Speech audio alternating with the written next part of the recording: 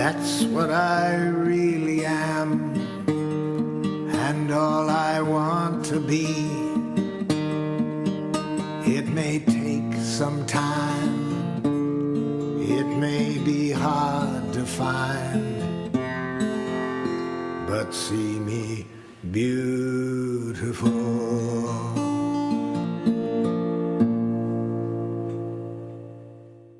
Here we are in December, and the lilac trees are budding, and it reminded me of Marshall and how he loved nature and how he always wanted us to make sure he had some flowers, some pieces of pine cones or something of nature right in front of him on the floor when he gave a workshop.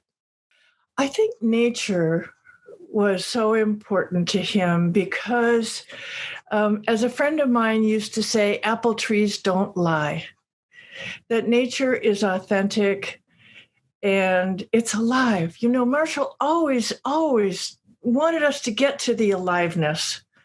And I believe it gave him a grounding, a reference to the wildness of life. I remember Marshall telling us that somebody came up to him and said, "So Marshall, now that you have this great process and you're spreading it all over the world, do you have perfect relationships?"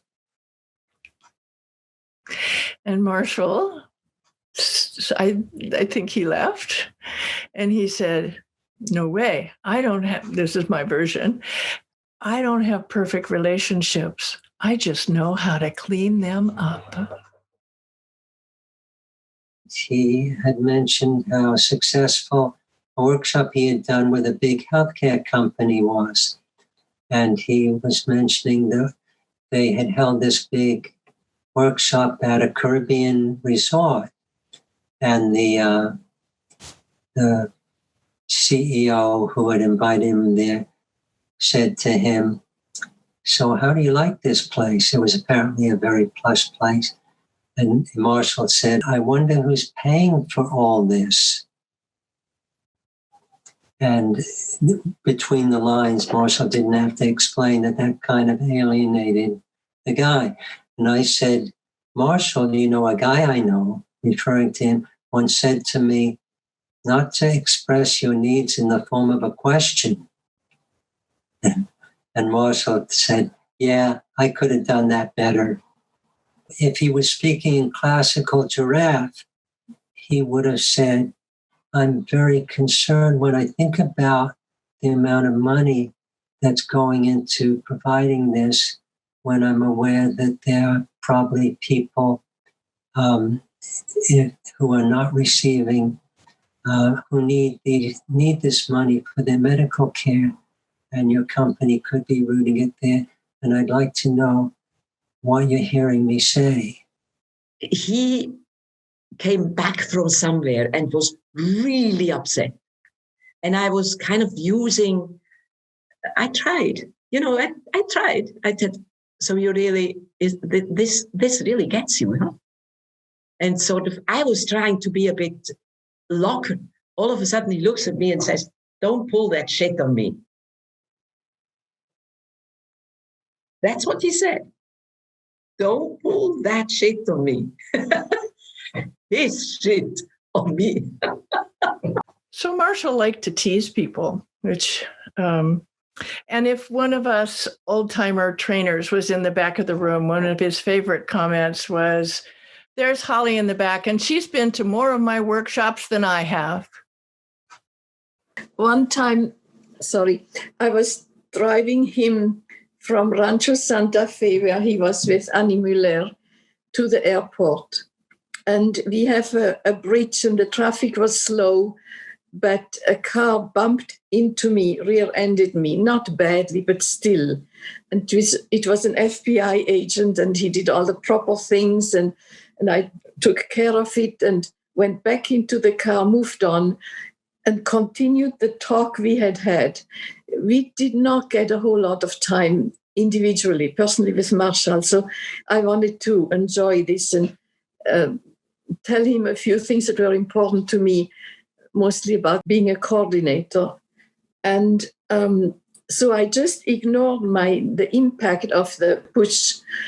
But when we got to the airport, he went upstairs, and I think he got a newspaper. I parked, went upstairs, and my heart had started pounding from the crash. And it was strange because it only started once I was at the airport, not before.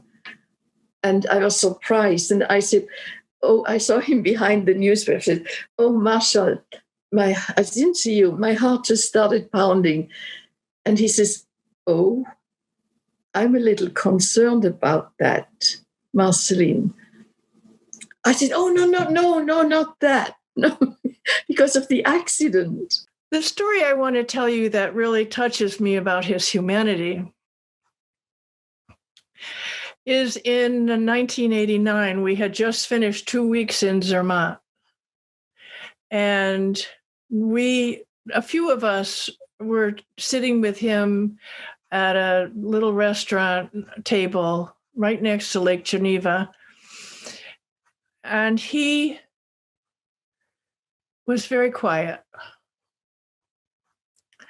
And then he reached down into his briefcase and he pulled out a magazine. It could have been like a Time magazine.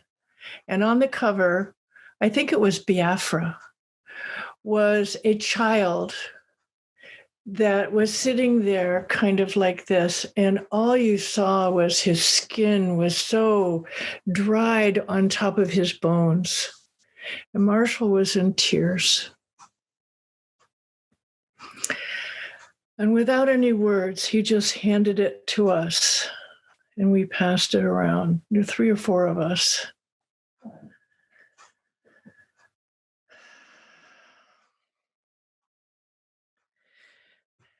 And that part of Marshall that was so deep and so caring and so vulnerable and so present to the suffering in the world is how I remember his humanity. There was a time when he arrived in San Diego and he began his workshop kind of like that. And then you could just feel the grief in every cell of his body was just dripping in mourning. That he had just heard that one of the community organizers for NVC and I wish I knew what country it was, in Africa, had just been killed. And Marshall believed he was killed because of his activism with NVC and trying to organize the locals. It broke his heart. I mean, his heart was broken. That's Marshall's humanity. A special moment for me with Marshall was when I just went up to him when he was having one of his quiet times when people were taking a break and he was sitting in his chair in front of the room. I went up to see if I could get something for him or if there was anything he liked. He was looking in his notebook and I was kind of looking over his shoulder and I said, Marshall, what's that? And he said, these are the letters and the notes that people have written to me over the years. And he had them in a plastic sheeting in his 3-ring notebook. He said, I look at these whenever I need a little lift, whenever things get hard or I get discouraged, and they bring a joy to my heart.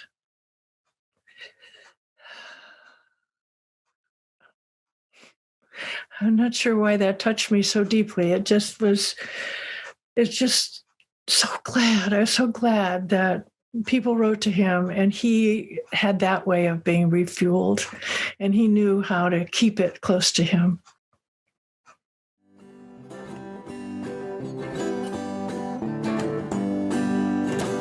I want to live compassionately at each and every opportunity. I want to give away the love that's mine to give. I want to live compassionately.